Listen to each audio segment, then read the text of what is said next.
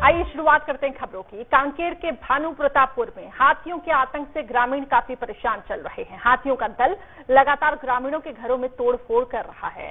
हाथियों के खौफ के कारण ग्रामीणों ने भानु प्रतापपुर की नवनिर्मित जेल में शरण ली है। अब जानकारी के मुताबिक करीब 400 ग्रामीण अपना घर और जानवर छोड़कर जेल में रह रहे हैं।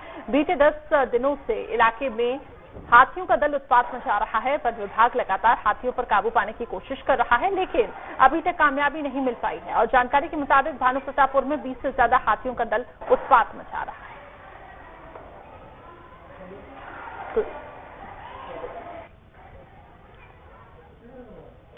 तो कांकेर में इन दिनों हाथियों के आतंक से ग्रामीण परेशान है। भानु प्रतापपुर में 22 हाथियों का दल घूम रहा है, जो फसलों और लोगों के घरों को नुकसान पहुंचा रहा है। आलम यह है कि स्थानीय लोग रात रात भर जागकर अपनी फसलों और घरों की सुरक्षा कर रहे हैं। वन विभाग की कोशिशें भी कारगर साबित नहीं हो रही है। देखिए, कांकेर के भानु प्रतापपुर से 7 किलोमीटर दूर चिचगांव और गोड़ापारा में 22 हाथियों की दल ने डेरा डाल रखा है। हाथियों का ये दल गांव में जमकर तोड़फोड़ कर रहा है। कभी किसी के घर को नुकसान पहुंचाता है तो कभी फसलों और फलों के पेड़ तोड़ डालते हैं। आलम यह है कि हाथियों के खौफ के कारण किसान अपनी फसल पूरी तैयार होने से पहले ही काट रहे हैं। मोर घर भी टूट गया है, आमा झाड़ भी टूट गया है, पूरा नुकसान हो गया। कौन तोड़ा है? ये हाथी तोड़े हैं। अभी तक इलाके में हाथियों के कारण जान हानि नहीं हुई है। लोग हाथियों के डर के कारण रात भर जागकर निगरानी करने को मजबूर है। वन विभाग लगातार कोशिश कर रहा है कि हाथियों के दल को गांव से निकाला जाए, लेकिन अभी तक ये कोशिशें कामयाब नहीं हुई है। कांकेर से नीरज तिवारी के साथ टीम न्यूज स्टेट। तो छत्तीसगढ़ के जशपुर जिले में भी जंगली हाथियों का उत्पात जारी है। सोमवार को जंगली हाथियों ने एक महिला एक पुरुष को कुचलकर मार दिया।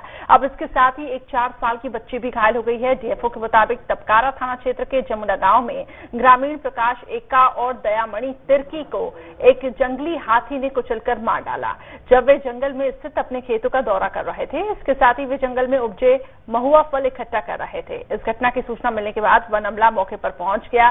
जिला वन अधिकारी ने यह बताया कि वनकर्मी शवों को निकालने के लिए हाथी को मौके से भगाने की कोशिश कर रहे हैं। जंगल कोना गांव के पास कुनकुरी इलाके में हुई एक दूसरी घटना में 4 साल की बच्ची पर हाथी ने उस समय हमला कर दिया जब वो अपने माता पिता के साथ महुआ फल इकट्ठा कर रही थी। उन्होंने बताया कि लड़की को कुनकुरी के एक प्राइवेट अस्पताल में फिलहाल भर्ती किया गया है।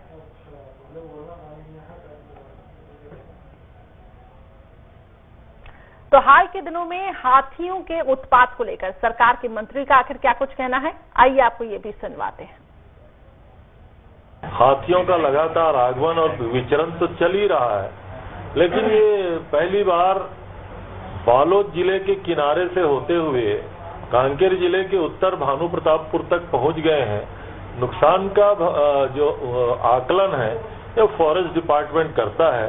अब मैं समझता हूं कि बेहद सारी जानकारी वन विभाग के पास होगी और व्यक्तिगत रूप से मैं ये कह सकता हूं कि उनके द्वारा हाथियों के द्वारा किए जा रहे नुकसान का आरबीसी में और फॉरेस्ट एक्ट के तहत जो प्रकरण बनते हैं मुआवजा के, सहायता के, क्षतिपूर्ति के, वो सारी कार्रवाई सरकार के स्तर पे किया जाता है। कॉरिडोर भी रुका हुआ है अभी तक काफी समय।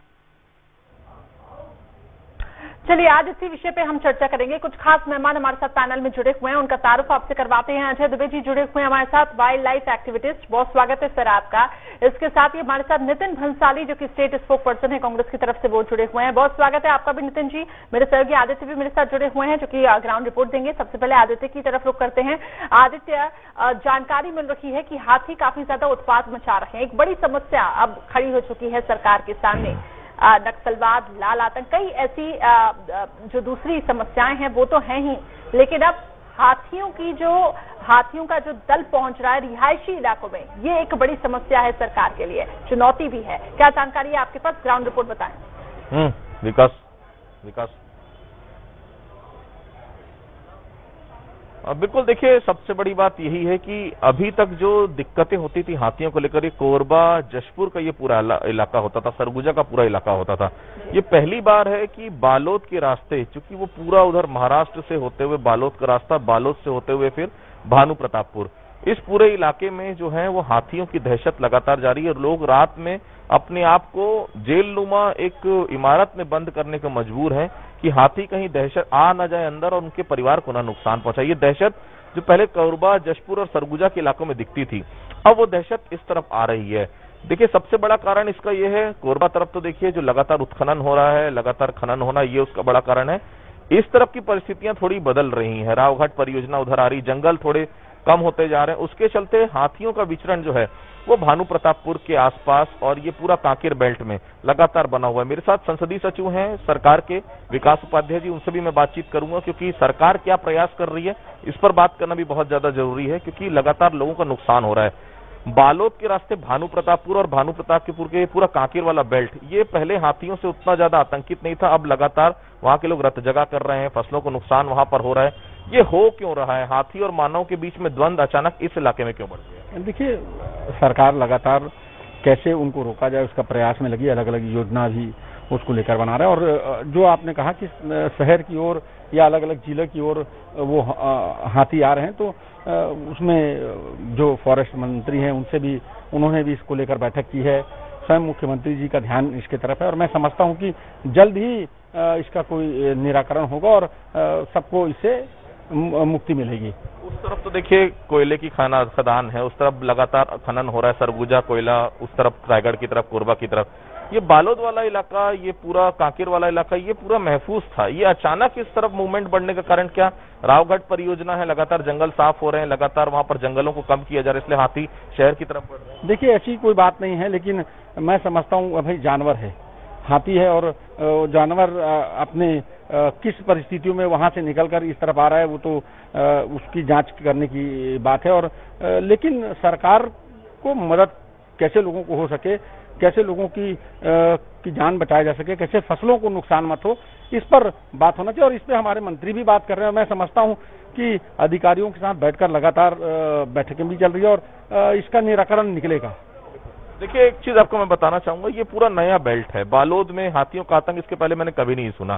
कांकेर के आसपास भानु प्रतापपुर में आतंक इतना ज्यादा हाथियों का कभी नहीं। ये बालोद के रास्ते होकर आए। सबसे बड़ी बात और सबसे बड़ी दिक्कत यही है कि उस तरफ तो माइनिंग हो रही है लगातार। अभी रायगढ़ में ये लेमरू प्रोजेक्ट एक उस तरफ आ रहा था, लेमरू प्रोजेक्ट तो आया नहीं। कहीं ना कहीं लेमरू प्रोजेक्ट के इलाके में खनन जरूर शुरू करने वाली, अभी जन सुनवाई चल रही है। तो उस इलाके में जहां हाथियों का द्वंद मानव से बहुत ज्यादा था, उधर और बढ़ाया जा रहा है, क्योंकि अगर खनन होगा फिर खनन उसके इलाके में होगा, फिर वो जंगल छोड़कर फिर इस तरफ आएंगे, वहां के लोगों को नुकसान करेंगे।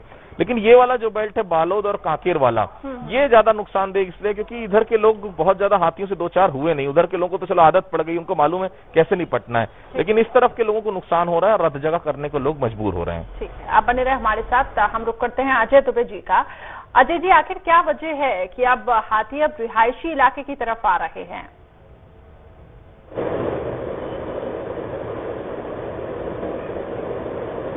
देखिए, हाथी की दो समस्याएं रहती हैं कि उसका जो रहवास क्षेत्र है उसमें किसी प्रकार का भी शोर शराबा, मानवीय गतिविधियां जिनको हम विकास कहते हैं, वहां से यदि डिस्टर्बेंस होता है। हाथी संवेदनशील प्राणी है, याददाश्त बेहतर है और अनावश्यक ये किसी को परेशान नहीं करता। ये इस चर्चा में हमें देखना चाहिए कि मानवीय गतिविधियों ने क्या उसको परेशान किया है जिसका रिटर्न आ रहा है। ये कांकेर का जो बता रहे थे आपके संवाददाता, ये सही बात है कि उस तरफ ये हाथियों की समस्या नहीं थी, सरगुजा बेल्ट में थी और जशपुर तरफ झारखंड और उड़ीसा से तो हाथियों का आगमन बिल्कुल पुराना था। कोरिया में 88 में ये लोग एंट्री किए हैं, आज करीब 40 साल हो रहे हैं। तो कांकेर में अप्रत्याशित चीजें हो रही है, लेकिन एक महत्वपूर्ण बात यह है कि हम सब जानते हैं हाथी के कारण समस्या हो रही है, लेकिन सरकार ने wild life institute of India की जो स्टडी रिपोर्ट आई थी हाथियों के और मानव के कॉन्फ्लिक्ट मैनेजमेंट प्रबंधन पर, उस पर क्या किया है? क्या सरकार ने इसको प्रायोरिटी इशू बनाया है? मुआवजा देना बात की बात होती है कि जब कोई घटना घटित होती है। हाथी के साथ कॉन्फ्लिक्ट रोकने के लिए प्रिवेंटिव स्टेप क्या लिए हैं? क्या सरकार ने जो भी बंगाल, झारखंड या अन्य असम जहां पर आवास क्षेत्र में हाथियों का प्रबंधन किया जाता है, उड़ीसा, उनसे क्या अनुभव लिया है? क्या हमारे यहाँ की टीम वहां गई थी?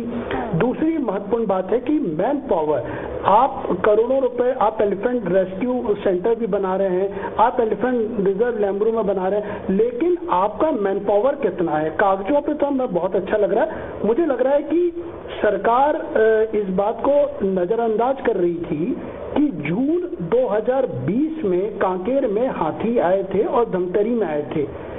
1 साल हो गया, 1 साल में भी यदि हम अपनी समस्या से राहत नहीं दिलवा पा रहे नागरिकों को, तो कहीं मेरे ख्याल से लापरवाही है।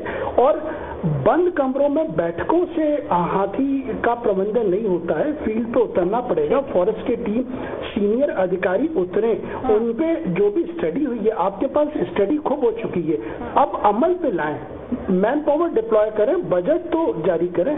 ठीक है, आप बने रहे हमारे साथ। नितिन भंसाली जी की तरफ हम जाएंगे, लेकिन जो आपने यहाँ पे जो मुख्य पॉइंट उठाए वो यही है कि यहाँ पे जिस तरीके से लेमरू प्रोजेक्ट की भी बात की गई, लेकिन वो भी अधर में लटका हुआ है। अब ये जानना है कि सरकार की तरफ से आखिर तैयारी क्या है, क्योंकि अभी तक इतनी सारी मीटिंग हुई, ठीक है कोरोना काल था और उस वजह से ये जो हाथी वाली समस्या थी ये प्रायोरिटी नहीं बन पाई, लेकिन अब इस पे ध्यान देने की बहुत ज्यादा जरूरत है क्योंकि लोगों की जान जा रही है। नितिन भंसाली जी, यही सवाल मेरा आपसे है, क्या कोई अधिकारी ग्राउंड लेवल तक पहुंचा? क्योंकि अभी तक हमने ऐसा नहीं देखा है कि कुछ स्टडीज बहुत होती रही और उसको लेकर प्रोजेक्ट्स भी बहुत बनाए गए, लेकिन आखिर इसमें कितना डेवलपमेंट हुआ है अभी तक? और इतने सारे लोगों की जान जा रही है, तो उसके पीछे आखिर कौन जिम्मेदार है?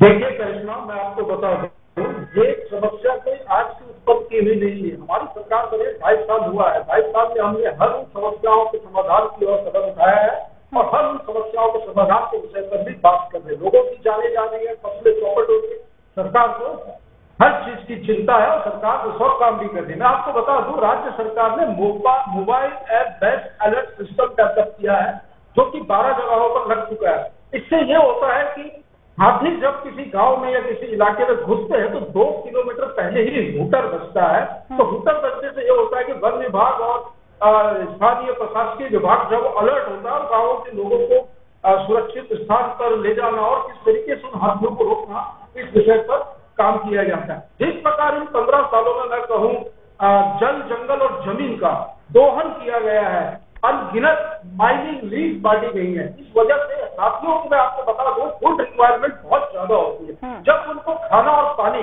जब जंगलों में पर्याप्त मात्रा में नहीं मिल पाता, वो विचरण नहीं कर पाते, उन्हें जंगल जैसा, अपने घर जैसा जब उन्हें फील नहीं होता, तब वो आबादी वाले क्षेत्रों में घुसते हैं। एक बहुत बड़ी समस्या है और सरकार बहुत ही गंभीरता से इस पर विचार कर रही है, इसके समाधान की ओर काम कर रही है और निश्चित तौर पर मुझे पूरी उम्मीद है कि हम इस पर बहुत जल्द सफलता भी हम पाएंगे। ठीक है, लेकिन आपने जिस तरीके से ये बात कही कि जो एक प्रोजेक्ट के तौर पे बनाया गया है कि जैसे ही हाथी वहां पे घुसते हैं तो एक हंटर बच जाता है, लेकिन अभी तक वो ऐसी क्यों चीजें दिखाई क्यों नहीं दी? क्यों आखिर लोगों की जान गई? शायद जिन जगहों पर ये सिस्टम लगी है, ये ट्रायल फेज पे लगी है, मैंने तो आपको बता दिया कि mobile app best alert system 12 जगहों पर लगी है। किन 12 जगहों? ठीक है सर, अन्य जगहों पर भी हम अपने संवाददाता से भी कंफर्म करते हैं, क्योंकि अब तो देखिए रिहायशी इलाकों में भी आ गए हैं, अब सिस्टम वहां तो लगने ही चाहिए। अब वहां तो अगर ऐसा ये पॉसिबिलिटी बनती नहीं है कि वहां पे सिस्टम काम न करें। आदित्य,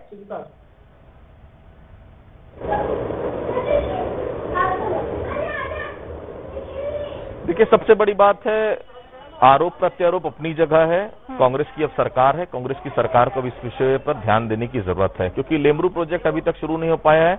और जिस लेमरू प्रोजेक्ट की बात कर रहे हैं, जिस 15 साल में माइनिंग और खनन की बात कर रहे हैं कांग्रेस के प्रवक्ता नितिन भंसाली जी, उनको ये जानकारी होनी चाहिए कि यही कांग्रेस की सरकार, जो राज्य सरकार है, वो फिर से वहां पर खनन के लिए वहां पर जो है लोकल लेवल पर लगातार वहां पर ग्रामीणों से जन सुनवाई हो रही है। वहां फिर से खनन शुरू होने वाला है, नए खनन की लीज वहां पर एक कंपनी को दी गई है।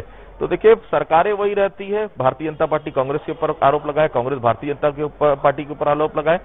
आखिर उस क्षेत्र में खनन को क्यों नहीं रोका जा सकता? लेमरू प्रोजेक्ट आप उस इलाके में लेकर आ रहे हैं, तो लेमरू प्रोजेक्ट में अचानक जो है वो खनन के लिए जन सुनवाई क्यों हो रही है? जन सुनवाई बिना राज्य सरकार की परमिशन के तो हो नहीं सकती। और है क्योंकि जो है क्योंकि जन सुनवाई कैसे होती है हमको मालूम है, डंडे के जोर पर ग्रामीणों से ये कहलवाया जाता है कि उनको कोई तकलीफ नहीं, एनओसी ली जाती है, ये सबको मालूम है। तो जन सुनवाई अगर हो रही है तो उस पर सरकार बिल्कुल दबाव न डालें, किसी तरह से छोड़ दे उसको। ग्रामीण क्यों चाहेंगे उनके इलाके में खनन हो? ग्रामीण तो यही चाहेंगे कि हाथी और उनका संघर्ष जो है, जो हाथी और उनका जो लगातार संघर्ष रहा इतने सालों का, वो खत्म हो। लेकिन होता नहीं है। सरकारें किसी की भी हो, इस प्रकार की चीजें हर सरकार में होती है। कांग्रेस सरकार से उम्मीद बहुत ज्यादा है लोगों को। कांग्रेस सरकार को ये समझना पड़ेगा कि इस प्रकार की जो गतिविधियां लगातार बढ़ रही है, संघर्ष लगातार बढ़ रहा है, मौतें लगातार बढ़ रही है, इस ओर ध्यान देने की जरूरत है। क्योंकि ये जनता, संघर्ष अपनी जगह है हाथी और मानव के बीच में, लेकिन उस संघर्ष को खत्म करना और संघर्ष को दूर करना, ये राज्य सरकार का काम है। आदित्य, अभी बहुत बहुत शुक्रिया हमारे साथ जुड़ने के लिए। मैं लौटूंगी सभी गेस्ट के पास। एक बड़ी खबर, इस वापस हम अपने मुद्दे पर लौटते हैं। हाथियों के उत्पात के बारे में हम बात कर रहे थे और मेरे सहयोगी आदित्य ने भी कई सवाल उठाए। लौटूंगी, कांग्रेस प्रवक्ता की तरफ जाऊंगी, लेकिन इसके साथ ही हमारे साथ ये भी जानकारी मिल रही है कि बीजेपी की तरफ से भी प्रवक्ता हमारे साथ जुड़ चुके हैं। डॉक्टर विमल चोपड़ा जी हमारे साथ जुड़े हुए हैं, एक्स एमएलए हैं। बहुत स्वागत है सर आपका। हाथियों के उत्पात को लेकर हम बात कर रहे थे कि हाथी अब रिहायशी इलाके की तरफ आ रहे हैं। हालांकि कांग्रेस की तरफ से ये कहा जा रहा है कि 15 साल में आखिर इस समस्या का हल क्यों नहीं निकल पाया। 2.5 साल में जो सरकार प्रयास कर रही है वो काफी है, आगे भी हालांकि प्रयास जारी है। अपने आरोप प्रत्यारोप में नहीं चाहूंगी, लेकिन फिर भी आप क्या पक्ष रखना चाहेंगे? जी, ऐसा है, देखिए, ये हाथियों की समस्या जो है ये पहले प्रदेश के एक क्षेत्र में जो है वहां पर सीमित थी और पिछले 5 सालों से ये समस्याएं जो है बढ़ती जा रही। ठीक है। ये हमारे महासमुंद के निकट जो है सिरपुर में पिछले 5 साल पहले ये समस्या प्रारंभ हुई और ये धीरे धीरे बढ़ते बढ़ते जो है पूरे छत्तीसगढ़ में जो है पिछले 2.5 साल में ये समस्या बढ़ गई। महासमुंद जिले में 10 लोगों की मौतें जो है वो आज तक हाथियों के कारण हो चुकी। लेकिन जिस गंभीरता से कांग्रेस की सरकार को काम करना चाहिए, उस गंभीरता से वो। चलिए, ठीक है, लगता है कि कुछ टेक्निकल इश्यू हुआ है। नितिन भंसाली जी, आपके पास आना चाहूंगी। हमारे संवाददाता के भी कई सवाल थे आपसे, क्योंकि देखिए अब सरकार आपकी तो उम्मीदें आपसे कई ज्यादा है। डॉक्टर विमल, एक मिनट, डॉक्टर विमल, आप तक मेरी आवाज पहुंच पा रही है? जी, चलिए, संक्षिप्त में अपनी बात रखिएगा, फिर नितिन जी बिल्कुल अपनी बात रखें। जी, मैं अपनी बात पूरी कर लूं। तो उसके कारण ये हो रहा है कि अभी जो नितिन जी बोल रहे थे कि हुटर बचना, ये सारे हुटर मैनुअली है। जब हाथी की आने की खबर जो है वन विभाग को पता चलती है तब वो जो है हुटर बजाने जाता है। लेकिन इसमें होना ये था कि सारे हाथियों को रेडियो कॉलर पहना देना था, जिसकी व्यवस्था जो है भारतीय जनता पार्टी की सरकार ने प्रारंभ की थी। लेकिन जब वो कॉलर पहनाए गए कुछ हाथियों को, उसके बाद छत्तीसगढ़ की सरकार आने के बाद एक भी हाथी को रेडियो कॉलर आज तक नहीं पहनाए गए, जिसके कारण हाथियों का जो लोकेशन है वो पता नहीं चल पाता और वन विभाग भटकता रहता है। कभी कभी वन विभाग को पता चलता है तो वो हुटर बजाता है। लेकिन यदि इन सभी को रेडियो कॉलर पहना दिया जाए तो हाथी कहां पर है ये हमको लगातार उसका मूवमेंट जो है वन विभाग को पता चलते रहेगा। तो ये उसकी तैयारी जो है कई समय पहले जो है, कई घंटों पहले जो है वो कर सकता है। कितने हाथी है, इन्होंने अभी तक जो है एक भी हाथी को इन 2.5 सालों में रेडियो कॉलर पहनाने का काम नहीं। क्या वजह है नितिन जी, बताएं क्या वजह है कि रेडियो कॉलर नहीं पहनाए गए हाथियों को? प्रोजेक्ट रेडियो कॉलर वाले इस वर्क के लिए हम वाइल्ड लाइफ सेंचुरी और दक्षिण अफ्रीका पे काफी हद तक पे डिपेंड है। हम हमारी व्यवस्थाएं इसमें बना रहे हैं और मैं बता दूं, इन्होंने कहा कि एक भी रेडियो कॉलर नहीं पहनाया। तो पहली बार छत्तीसगढ़ में फॉरेस्ट डिपार्टमेंट ने, आपको बता दूं, पहली बार एक हाथी को रेडियो कॉलर लगाया है। पिछले ही साल की बात है, जिस हाथी का नाम वन विभाग ने प्रथम रखा था, उसको रेडियो कॉलर पहनाया गया है ट्रायल बेस पे। और इसको और भी सरकार जो है वो निरंतर प्रयास कर रही है कि किस तरह हाथियों को रेडियो कॉलर लगाकर उन्हें ट्रैक किया जाए। अभी ये कह रहे थे आदरणीय विमल चोपड़ा जी की वो हुटर तो जाकर वो फॉरेस्ट वाले जाकर बजाते हैं, ऐसा नहीं है। एक सिस्टम है, वो 2 किलोमीटर पहले ही अलर्ट हो जाता है। वो सिस्टम जो है वो हुटर बजता है, वो ये वन विभाग को ये सूचना मिल जाती है, गांव वालों को ये सूचना मिल जाती है कि हाथियों का दल इस वक्त बढ़ रहा है 2 किलोमीटर पहले ही। ताकि कि उनको सुरक्षित स्थानों पर लेकिन यहाँ पे वो अलर्टनेस नहीं दिखाई दे रही है, तभी तो ये सवाल उठ रहा है। मैं ठीक है लौटूंगी, इसको और बेहतर हम समझेंगे अजय दुबे जी, क्योंकि वाइल्ड लाइफ एक्टिविटीज भी रहे हैं। सर आपने दोनों चीजें सुनी, एक जिस तरीके से यहाँ पे बात की जा रही है, हूटर की बात की जा रही है, रेडियो कॉलर की बात की जा रही है, आपको क्या लगता है क्या तरीका इस वक्त सही है और क्या सजेशन आप देना चाहेंगे?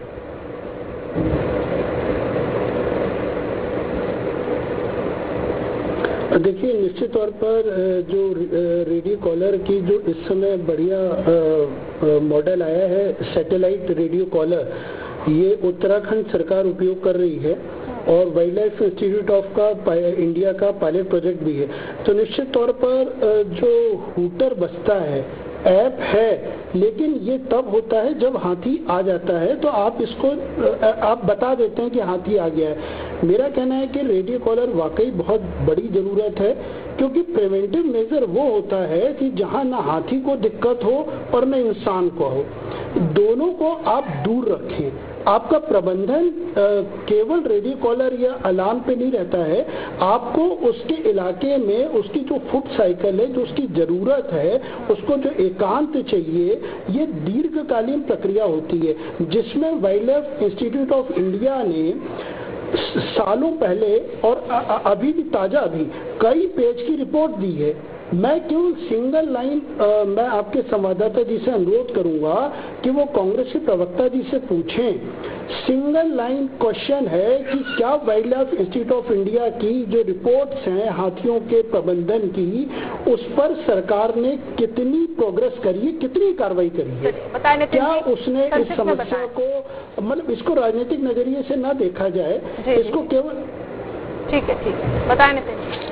उस सारी रिपोर्टों का, wild life sanctuary of India की सारी रिपोर्टों का गंभीरता से अध्ययन किया जा रहा है। 2.5 साल हमारी सरकार को बने हुआ है, 15 सालों में जो कबाड़ा होना था वो हो चुका है। राजनीतिक बात तो करूंगा ही, क्योंकि राजनीतिक व्यक्ति हूँ और इस इशू को बीजेपी राजनीतिक मोड़ पे ले जा रही है। तो 15 वर्षों में जो समस्या खड़ी हुई थी उसको ठीक होने में समय लगेगा। 1.5 साल हम लोगों ने कोरोना काल में काफी संघर्ष किया है। 1 मिनट है बता मेरे पास, विमल जी कुछ रखना चाहते हैं पॉइंट संक्षिप्त में अपनी बात पे रेडियो कॉलर हाथियों पे लगाया जाएगा, इस और सरकार काम कर चाहता हूँ। यह समस्या 15 साल की नहीं है, यह समस्या पिछले 5 साल की है, और जिसमें हाथियों का विचरण जो है पूरे छत्तीसगढ़ में प्रारंभ हुआ। पहले एक लोकलाइज्ड जगह पे जो है कुछ सालों तक ये वहां थे, लेकिन अब जो है ये अंबिकापुर से लेकर के बस्तर तक और पूरे गरियाबंद से लेकर के पूरे कवर्धा इधर पालोद के जंगल में भी जाने लगे हैं। इनको रेडियो कॉलर पहनाने की व्यवस्था जो है यदि सरकार कर लेती तो इनका लोकेशन सरकार को पता चलता और उस हिसाब से तैयारी जो है गांव वालों की होती।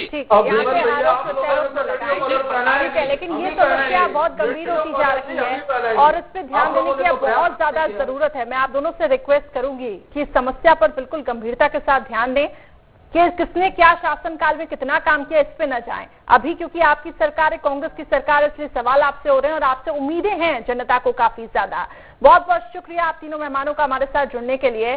तो हाथी लगातार उत्पात मचा रहे हैं, लेकिन अब पूरी कोशिश है सरकार की कि किस तरीके से इस पूरी समस्या का हल निकाला जाए। फिलहाल खास पेशकश में इतना ही।